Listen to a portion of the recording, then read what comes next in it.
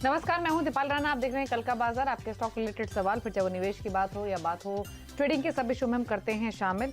और आपके सभी सवालों को आंसर करने के लिए हमारे साथ खास मेहमान भी मौजूद रहेंगे। लेकिन सबसे पहले बात करेंगे आज के मार्केट की। आज हमने बाजार में एक रौनक आते हुए देखी।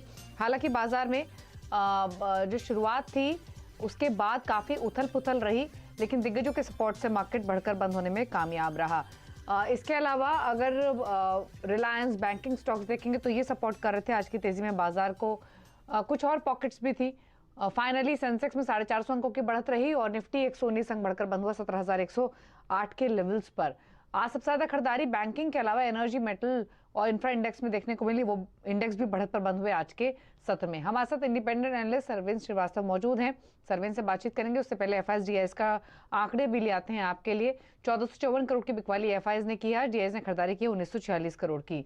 सरवीन नमस्कार, स्वागत है आपका। तो पहले तो बताइए, आज एक पॉजिटिव क्लोजिंग जरूर हुई है, लेकिन डेटा और चार्ट्स के रीडिंग के हिसाब से क्या आउटलुक कल के लिए?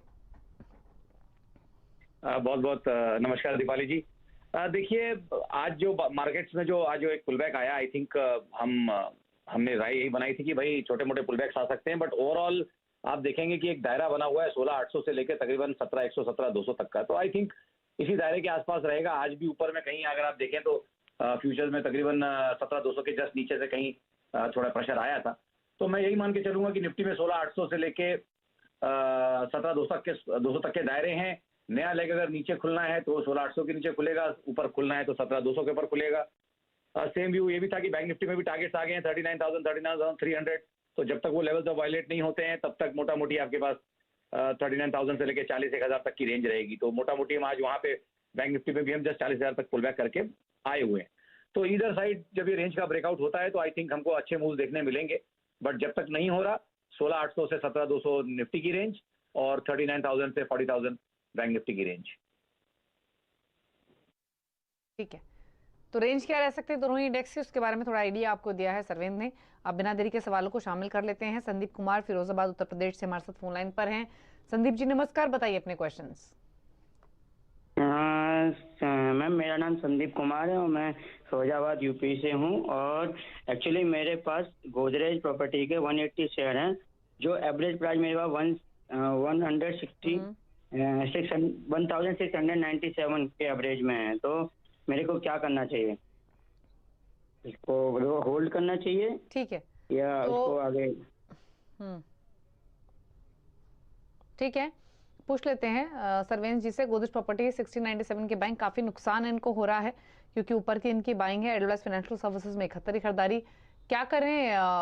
होल्ड रखें इसी पोजीशन को, एवरेज करें? कोई दिख रहा है रास्ता इनके लॉस कम होने का सरवेंद्र? देखिए, लॉस कम होने का तो एक ही रास्ता है कि थोड़ा इनको टाइम देना पड़ जाएगा स्ट्रेट को। बाकी तो मुझे नहीं लगता कि और कोई रास्ता यहाँ आपको दिखेगा। तो मोटा मोटी आपको थोड़ा सा वेट करना पड़ेगा मेरे हिसाब से, और आपको टाइम देना पड़ेगा। बाकी मैं नया इनको पोजीशंस नहीं, ये नहीं बोलूंगा कि नया ऐड करें। मैं बोलूंगा जो है करंट स्थिति उसमें खड़े रहें और थोड़ा वेट कर ले। मेरे हिसाब से थोड़ा टाइम देंगे तो बाउंस बैक में शायद इनका भाव आए। बट ये भी मैं देख के चल रहा हूँ कि 1280 1300 के बहुत ज्यादा ऊपर अभी नहीं लग रहा, क्योंकि लॉन्ग टर्म सारे प्रेशर और लॉन्ग टर्म सारे दायरे उन एरियाज के आसपास आ रहे हैं। तो बहुत ज्यादा उम्मीद ना रखें कि 1280 और 1300 के ऊपर निकलेगा। उछालों में अगर इनके कॉस्ट के आसपास आता है तो मेरे हिसाब से थोड़ा निकलने की कोशिश करें और फिलहाल पोजीशन में बने रहें। ओके, चलिए, तो गोदरेज प्रॉपर्टीज पर ये सजेशन 1097 पर फिलहाल बंद हुआ है। होल्ड कर लीजिए फिलहाल आप। 1697 की आपकी बाइंग है। डीसी शर्मा है हमारे साथ जयपुर से। शर्मा साहब नमस्कार, बताइए क्या सवाल है आपका? नमस्कार मैडम, मेरे पास बैंक ऑफ इंडिया के 800 शेयर्स हैं। ठीक है, और किस प्राइस पर है? मेरे पास हैं ये 75 रुपीज की है। 75 की बाइंग है, 73 पर कर रहा है ट्रेड। तो ये इन्वेस्टमेंट है या ट्रेडिंग है? ये मैडम मैं 3 महीने के लिए सोच रहा हूँ इसको रखने के लिए अभी।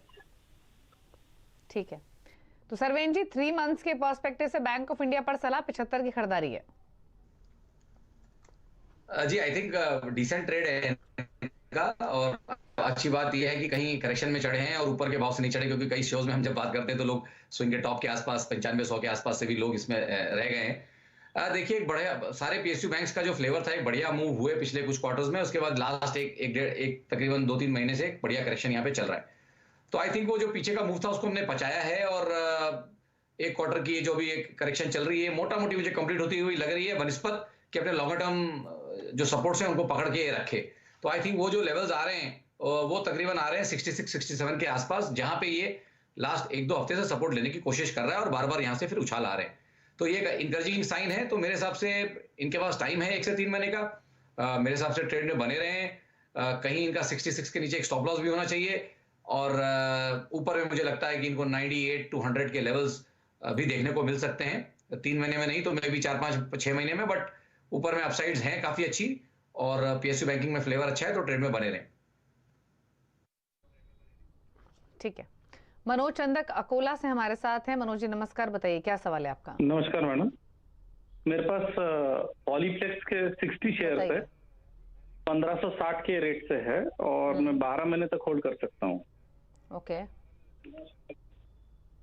ओके, 12 मंथ्स होल्ड कर सकते हैं। 1560 की बाइंग, यानी 1 साल की इन्वेस्टमेंट है इनकी। ये क्या सजेशन रहेगा आपका? देखिए बहुत अभी ट्रेडिंग कैटेगरी का मतलब ट्रेडिंग के लिए तो स्टॉक बना नहीं है इन द सेंस, क्योंकि जैसे अगर आप देखेंगे कि वॉल्यूम्स इरेटिक हैं और वॉल्यूम्स कम होते हैं, कभी कभी तो 40-50 हज़ार शेयर तक के भी वॉल्यूम्स दिख रहे हैं, तो वॉल्यूम्स इसमें कम हो जाते हैं, और कभी कभार ठीक ठाक वॉल्यूम होते हैं। तो बहुत ज्यादा लिक्विड शेयर नहीं है, मैं ये बोलूंगा। और काफी करेक्शन आ गया है इसमें, काफी करेक्शन आ गया। आई थिंक बहुत ज्यादा इन्होंने इसमें वेट कर लिया। देखिए यहाँ से ऐसा है कि अभी यहाँ से नई राय तो कोई नहीं बन पाएगी कि काफी स्टॉक गिरा हुआ है, बट ये बात तय है कि करेक्शन अच्छा हो चुका है। 3-4 क्वार्टर से बढ़िया करेक्शन हो गया है, और ऑलमोस्ट 50% से ज्यादा ये स्टॉक गिर चुका है। तो यहाँ से मैं इनको बेचने की तो राय नहीं दे सकता, क्योंकि इतना ओवरसोल्ड है। तो उछाल का वेट करें और दोबारा एक बार इसमें राय लें, बट फिलहाल होल्ड करके रखें, और उछालों में शोज पे दोबारा कॉल करके एक बार राय लेने की कोशिश करें। ठीक है, प्रवीण नायक हैं कोल्हापुर से हमारे साथ। प्रवीण जी नमस्कार, बताइए क्या सवाल है। नमस्कार मैडम, मैं शैलेंद्र सर का फैन हूँ। नमस्ते। आपके सीएनबीसी का चैनल हमेशा देखता रहता हूँ। मेरा एक सवाल है मैम, मेरे पास LIC के 75 शेयर है at the rate of 904, and TCS के लास्ट ईयर लिए थे। TCS के 3722 पे 38 शेयर है। TCS मैंने बाईबैक में मेरे 12 शेयर चले गए थे, और डिविडेंड भी मिला है। तो अभी क्या करना चाहिए दोनों में? तो TCS 3722 की बाइंग, LIC 904 की। बताइए सरवेन जी, आपको काफी फॉलो भी करते हैं, क्या सजेशंस? नहीं, बहुत बहुत धन्यवाद इनके प्यार के लिए, हमको और हमारे चैनल को भी। देखिए LIC में तो क्या है, डेटा बहुत कम है, कंपनी बहुत पुरानी है, लेकिन एज अ टेक्निकल एनालिस्ट हमारे लिए हाथ थोड़े बंधे रहते हैं कि डेटा बहुत कम है। बट कंपनी अच्छी है, बट IPO के बाद से constantly lower top lower bottoms बनाते जा रहा है, और थोड़ा सा डिसअपॉइंट इसने किया है शेयर ने। बट मैं इनको यही बोलूंगा कि अब पेशेंस से बने रहें, क्योंकि IPO वाले शायद इनके पास शेयर्स हैं, तो थोड़ा पेशेंस से बने रहें। और डेफिनेटली बाजार जब पलटेगा, जहां से थोड़ा सा व्यू ये बने कि हाँ भाई निफ्टी भी अब पलट रहा है, तो उस समय थोड़ा बहुत अच्छी कंपनी है तो थोड़ा बहुत अगर एवरेज करना चाहेंगे तो कर पाएंगे। यूजुअली मैं एवरेज करने को नहीं बोलता हूं, बट ब्लू चिप अच्छे स्टॉक्स जो हैं उनमें कभी कभार डॉलर कॉस्ट एवरेजिंग करनी चाहिए, और उसमें वो एक अच्छा स्ट्रैटेजी रहती है। तो यहाँ पे डेफिनेटली उस कैटेगरी की कंपनी है कि आपको डरना नहीं है। अगर आप 900 रुपए में किसी चीज में बायर थे, तो 570 रुपए में तो और उसको आप एग्रेसिवली बाय करेंगे, प्रोवाइडेड आपको कंपनी अभी भी उतनी ही अच्छी लगती है जितनी 900 पे लगती थी, या उससे ज्यादा भी अभी समझ लीजिए वैल्यूएशन में अच्छी लग रही है। तो डेफिनेटली ट्रेड में बने रहे LIC पे, और कहीं मौके लगेंगे तो नीचे एवरेज करें। बाकी रही TCS की बात, यहाँ अगर ये मुझे रेगुलरली फॉलो करते हैं तो मैं सबको बोल ही रहा हूँ काफी दिन से, तो इन्होंने आई थिंक लेट कर दिया है। IT स्पेस पे हमने कहा था कि खाली पुल बैक्स हैं, और वहां से भी स्टॉक काफी घट चुका है। थॉट यही है कि भाई देखिए ये वो सेक्टर होगा पॉसिबली पहला जो जाके जून 2022 के लोस तोड़ेगा। फिलहाल उन लोस के आसपास पहुंचने की कोशिश कर रहा है, और निफ्टी IT उस लो को तोड़ेगा। TCS भी उन्हीं लोस के आसपास फ्लर्ट कर रहा है, मतलब 2940 के आसपास के लोस थे, और हम कहीं तकरीबन 3100 के आसपास आ गए। तो थॉट यही है कि देखिए इस सेक्टर में प्रेशर रहेगा, क्योंकि अभी मेरे हिसाब से नैस्डैक की मंदी खत्म नहीं हुई है, और ये डायरेक्टली कोरिलेटेड है। तो यहाँ पे उछालों में निकलने की राय। ठीक है, चलिए मोहित से बात करते हैं। मोहित तिवारी हैं हमारे साथ दिल्ली से फोन लाइन पर। मोहित जी नमस्कार, बताइए क्या सवाल है।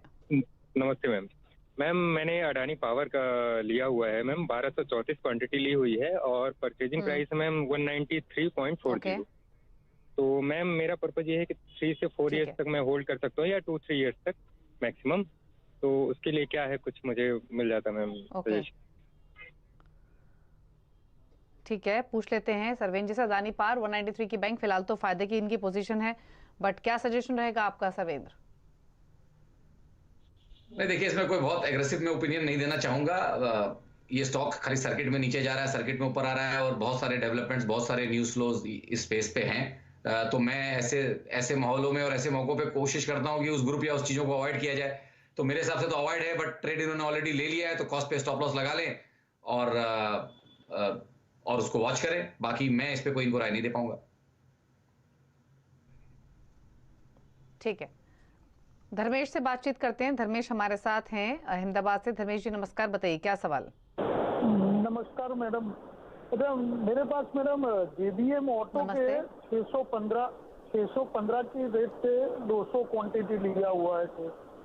तो अभी 620 चल रहा है, क्या मेरा नजरिया है 1 to 2 ईयर का, तो क्या करें इस पे? पूछ लेते हैं, ठीक है। 1 to 2 इयर्स का नजरिया है। JBM ऑटो 615 की खरीदारी आपके भाव के आसपास ही है फिलहाल, तो क्या सजेशन रहेगा इनके लिए? देखिए देखिए स्टॉक ठीक है, अच्छे ट्रेंड में चल रहा है, आउट परफॉर्मिंग स्टॉक है, तो इसमें कोई डाउट नहीं है कि अभी आउट परफॉर्मिंग स्टॉक है। बाजार जिस तरह से, जैसे बाकी अभी हमने स्टॉक्स डिस्कस किए और काफी स्टॉक्स 50-60% नीचे हैं, ये तकरीबन अपने ऑल टाइम हाइज के आसपास ही चल रहा है। तो एक आउट परफॉर्मिंग कैटेगरी का स्टॉक है, इसमें कोई डाउट नहीं है, बट मेरे हिसाब से अभी काफी ओवरबॉट है, तो रिस्क इनका उसी हिसाब से ज्यादा है। मतलब अगर ये खड़े रहना चाहते हैं 1-2 साल के लिए तो भाई इसमें रिस्क है, क्योंकि बाजार मेरे हिसाब से 3-6 महीना डिसअपॉइंट कर सकता है। तो मेरे हिसाब से अगर बने हैं तो बहुत टाइट और एग्रेसिव स्टॉप लॉसेस लेके चलें। इस पोजीशन को जरा भी नुकसान में अगर इनको लगने लगे कि आ रही है पोजीशन, तो निकलने की भी कोशिश जरूर करें, क्योंकि बहुत ओवरबॉट लेवल्स है। और मेरा मानना यह है कि बाजार के लास्ट लेग में आउट परफॉर्मेंस पनिश हो जाती है, क्योंकि बाकी तो सब गिर चुका है। BSE 500 में ऑलमोस्ट 60-70%, यूनिवर्स 30-40% या उससे ज्यादा करेक्शन आ चुके हैं। तो अब बचे क्या है, यही पॉकेट बची है, 10-20% पॉकेट ऐसी है जो आउट परफॉर्मेंस की है, तो उसकी भी पिटाई होने में टाइम नहीं लगेगा। तो बहुत एग्रेसिव टाइट स्टॉप लॉस यहाँ रखें और मेरे हिसाब से ज्यादा स्टॉप लॉस अफोर्ड ना करें। यहाँ पे 589 के आसपास स्टॉप लॉस रख लें, यहाँ से 5-7% नीचे एक स्टॉप लॉस रखें, 5% नीचे, और ट्रेड में बने रहें।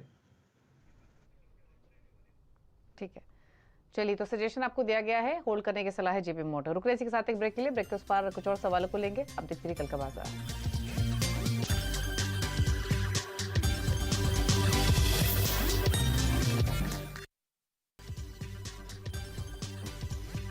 आप दे रहे हैं कल का बाजार। सरवेंद्र श्रीवास्तव हमारे साथ मौजूद है क्वेरीज को आंसर करने के लिए। और सवाल हमें भेजा है ट्विटर पर अविनाश ने। इनके पास 2 स्टॉक्स है, एक तो है त्रिवेणी टर्बाइन का, यहाँ इनकी खरीदारी है 304 रुपए की, 500 शेयर्स हैं। दूसरा स्टॉक है जेन टेक्नोलॉजीज, यहाँ पर 281, इनफैक्ट 282 की बाइंग है, 390 स्टॉक्स है। तो सरवेंद्र, जेन टेक्नोलॉजी और त्रिवेणी टर्बाइन। जी देखिए, जेनटेक में तो मैं इनको वही बोलूंगा कि काफी ओवरबॉट है स्टॉक, और यहाँ पे अगर आप देखेंगे तो मैं खाली का यही बोलूंगा कि ट्रेड अच्छा है, ट्रेड चल रहा है, आउट परफॉर्मिंग स्टॉक है, तो ट्रेड में बने रहें, बट टाइट स्टॉप लॉसेस का इस्तेमाल यहाँ पे करें। और मेरे हिसाब से जो मेरे को यहाँ पे लेवल्स दिख रहे हैं, hold the position with the stop at around 284। सो 284.40 के नीचे क्लोजिंग ओनली स्टॉप लॉस लगाएं, और ट्रेड में मेरे हिसाब से यहाँ पे इनको बने रहना चाहिए। और जहां तक रही दूसरे स्टॉक की इनकी बात, त्रिवेणी टर्बाइन की, वहां पे भी जी, त्रिवेणी टर्बाइन में भी ऑलमोस्ट सेम है कि देखिए आउट परफॉर्मिंग कैटेगरी के जो स्टॉक्स हैं उनमें मेरी राय खाली यही है कि ट्रेडों में बने रहें। अगर आप मुनाफे में हैं और आपके पास टाइम फ्रेम है तो आप ट्रेडों में बने हुए हैं तो आप बने रहिए, बट स्टॉप लॉसेस टाइट लगा के रखिए। तो यहाँ पे भी इनके लिए यही राय रहेगी कि यहाँ पे भी एक स्टॉप लॉस टाइट लगा के रखें, और वो मेरे हिसाब से 274 के नीचे आ रहा है, तो 273.80 का एक स्टॉप लॉस बना के रखें त्रिवेणी टर्बाइन में, और यहाँ पे भी पोजीशन को होल्ड रखें। ठीक है, अंजलि जैन एक सवाल भेज रही है महाराष्ट्र से। बंधन बैंक पर 290 के भाव पर 2000 स्टॉक्स हैं, वहीं यस बैंक भी है इनके पास 35 रुपए के भाव पर 1000 स्टॉक्स हैं, क्या सजेशन? देखिए, बंधन बैंक तो अपने पूरे स्पेस और सेक्टर में आई थिंक बहुत, मतलब जिसको हम बोलते हैं एक डॉग, मतलब ये अभी तक चला नहीं है, अंडर परफॉर्मिंग बहुत फिल्टर में आप देखें तो ये बेसिकली आपके सेटअप में होना भी नहीं चाहिए, क्योंकि परफॉर्म कर ही नहीं पा रहा है, और आज से नहीं इसका हाई बन गया था 17-18 में, तो 18 के बाद से ये चल नहीं पाया जबकि पूरा बाजार चला है। सो ये अपने आप में बताता है कि ये वीक स्टॉक है और इसमें ज्यादा जितना जल्दी हो सके उतना जल्दी यहाँ से निकलने की राय है। अब इनके कॉस्ट के शायद नीचे होगा तो मैं यही बोलूंगा कि उछालों में अगर भाव के आसपास आए तो मेरे हिसाब से निकलिए और पैसा कोई अच्छे दूसरे बैंकिंग स्टॉक में लेके आइए। और जहां तक रही येस बैंक की बात, देखिए यहाँ पे भी लेगेसी है और आई थिंक वो जो एक मॉरेटोरियम था जो सेलिंग के ऊपर जो बैन था, जिन्होंने इनिशियली वो कॉर्पोरेट एडजस्टमेंट में जब लिया था तो आई थिंक 3 साल का एक बैन था और जिनके पास वो माल थे उनके टाइमलाइंस खत्म हो गए, तो वो सेलिंग भी बाजार में आती रहेगी। इसीलिए आपने देखा कि 20-22 वाला स्टॉक वापस से 15-16 हो गया है। तो इसके चालें यहाँ पे मुश्किल रहेंगी, इसमें इनका भाव आने में टाइम है येस बैंक में। बट इतने लो भाव से 15 रुपए के भाव से मैं अब इनको बेचने के लिए भी नहीं बोल सकता, तो मैं यही बोलूंगा कि ट्रेड में बने रहें और टाइम के साथ ऊपर इसमें निकलने की कोशिश करें जब भी इनका भाव आए। फिलहाल तो अभी टाइम है इनका भाव आने में, बट 15 से 24 की रेंज है और उसी रेंज में मुझे लगता है कि ये स्टॉक रहेगा 6 से 9 महीने और। जी ठीक है, चलिए तो ये राय आपको मिली है बंधन बैंक येस बैंक दोनों पर ही सरविंद की ओर से। शुक्रिया सरविंद, आने के लिए शो में सभी क्वेरीज को सॉर्ट करने के लिए। कोई क्लोजिंग कमेंट? नहीं, बिल्कुल स्टैंडर्ड डिस्क्लेमर जो लोग भी मुझे यहाँ पे वॉच करते हैं वो यही है कि भाई हम यहाँ पे ब्रॉड ओपिनियंस आके देते हैं और क्वेरीज को सॉल्व करते हैं। तो ये ब्रॉड ओपिनियंस है, इसको एडवाइस ना माने, अपने निजी सलाहकार से जरूर बात करें और उसके बाद ही कुछ करें। शुक्रिया आपका आने के लिए शो में, सभी स्टॉक्स पर अपने आंसर्स शेयर करने के लिए। इसी के साथ एक ब्रेक के उस पर भी खबरें जारी CNBC आवाज पर। नमस्कार।